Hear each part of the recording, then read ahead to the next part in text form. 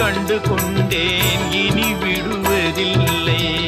உண்மையை கண்டு கொண்டேன் இனி விடுவதில்லை. முருகா உன் குணம் தன்னை அறிந்து கொண்டேன்.